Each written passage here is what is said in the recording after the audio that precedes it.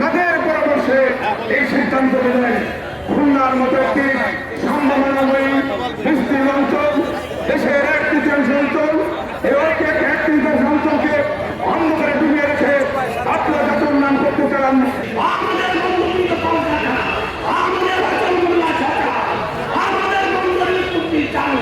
এই সকল আমাদের খুলনার এই সকল দাবি বাস্তবায়ন না করে ঘরে ফিরে যাব না।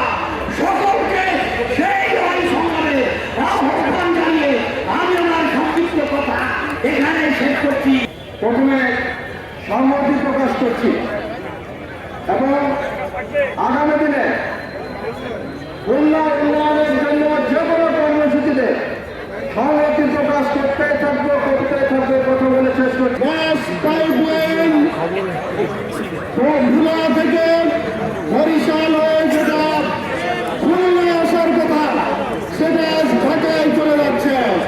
এর প্রতিবাদে আমরা সকলে একত্রিত হয়েছি এখানে। সংগ্রামী ভাইয়ের আমার, আমি কয়েকদিন আগে সামাজিক যোগাযোগ মাধ্যমে একটা কুইজ দেখলাম। সেই কুইজটা ছিল এরকম, ভালো করে খেয়াল করবেন, বাংলাদেশের কোন বিভাগীয় শহরে বিমানবন্দর নেই, ক্যাডেট কলেজ নেই, শিক্ষা বোর্ড নেই এবং গ্যাসের কোনো ব্যবস্থা নেই। আমি দেখলাম 100% ভোট পেয়েছে খুলনা বিভাগ। খুলনার গণভবনের এক্সটেনশন ছিল, আপনারা জানেন।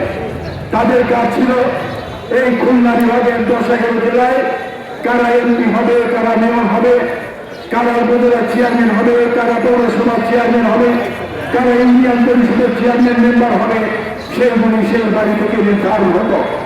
খুলনার ঠিকাদারি যারা নিয়েছিলেন তারা কিভাবে ঠিকাদারি প্রতিষ্ঠানের কাছে টাকা খেয়ে তারা কাজ দেবেন, এই জিনিস ছিল তাদের নিত্যদিনের কাজ।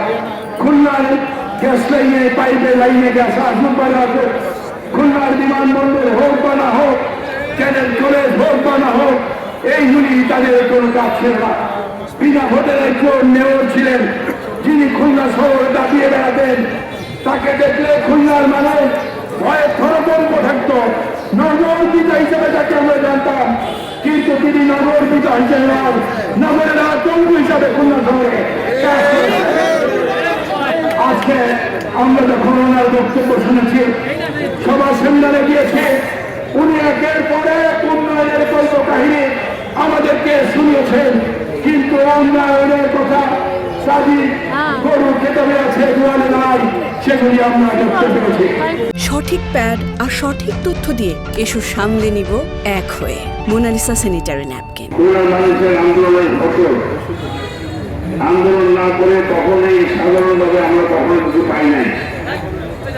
আমি মনে করি যে আরেকটি বড় ধরনের আন্দোলন আমাদের করা দরকার। কারণ খুলনার কলকারখানা সব বন্ধ হয়ে গেছে, একসময় শিল্পনগরী, এখন মৃত নগরী। এই খুলনা শহরে রাত্রে 2টা-3টার সময় খালি করে গেলে সারা রাত হোটেল দোকানপাট খোলা থাকতো। এখন সেগুলি মৃত নগরী, দিনের বেলায় সব বন্ধ করা যায়। আমরা মনে করি এই খুলনা ইন্ডাস্ট্রি বোর্ডের বাঁচাতে গেলে পাইপলাইনে গ্যাস দেওয়া অত্যন্ত জরুরি। কারণ বিষয়টা আমাদের অস্তিত্বের সাথে জড়িত। আমরা যদি সরকার না হই, আমরা যদি আন্দোলন না করি, আমরা যদি লড়াই না করি, তাহলে কখনোই আমরা এই পাইপলাইনে গ্যাস আনতে পারবো না। আমরা যতদূর পর্যন্ত পাইপলাইনে গ্যাস আসছে, আমি একমত আমাদের পূর্ববর্তী বক্তা তরুণ এবং মাহবুব সাহেবের সাথে, যে আপনারা যদি সেইখানে আমরা আন্দোলন করে সেই জায়গা থেকে জোর করে আমরা খুলনা আনতে না পারি, তাহলে এই তেল দরবার করে কিন্তু আপনি আনতে পারবেন না। এর জন্য প্রয়োজন কঠোর কর্মসূচি, দল মত নির্বিশেষে সবাইকে এক মঞ্চে এনে খুলনা উন্নয়ন সংগ্রাম সমন্বয় কমিটি দীর্ঘদিন ধরে খুলনার দাবি দলে আন্দোলন করছে। আগামীতে পাইপলাইনে গ্যাস আনার ব্যাপারেও তারা অত্যন্ত বলিষ্ঠ পদক্ষেপ নেবে। খুলনাতে বিভিন্ন শিল্প প্রতিষ্ঠানে বা কেপি পাওয়ার শ্রেণীতে গ্যাস সংযোগের বিষয়ে সরকারের কর্মপরিকল্পনা আছে। আসলে ভোলা থেকে যে গ্যাস পাইপলাইন আসবে সেটা হলো গ্যাস সঞ্চালন পাইপলাইন। গ্যাস সঞ্চালন পাইপলাইনটা সুন্দরবন গ্যাস কোম্পানির এখতিয়ারভুক্ত নয়। এই গ্যাস সঞ্চালন পাইপলাইনটা এটা মূলত করে gas transmission company limited, GTCL। তো এই ব্যাপারে আসলে আমরা তেমন কিছু বলতে পারবো না, কারণ এটা হলো সরকারি সিদ্ধান্তের বিষয় এবং হলো গ্যাস ট্রান্সমিশন কোম্পানি লিমিটেডের বিষয়। পানি খাওয়াইছে, নাস্তা দিয়েছে, গতরাতেও কৃতজ্ঞ। গতরাতেও পেয়েছিল। সেটা খুলনার অ্যাম্বাসেডার। খুলনার অ্যাম্বাসেডার। আমরা মমতার সাথে খুলনাবাসী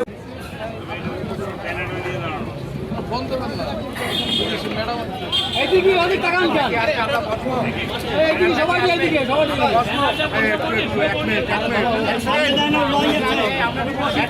হাবিব ভাই পুরো ক্যামেরা বেঁধে দিচ্ছে।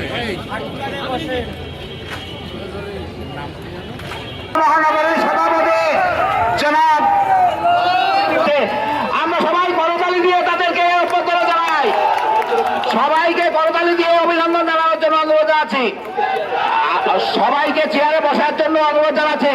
বিভিন্ন রাজনৈতিক দল আমার বক্তব্য শেষ করছি।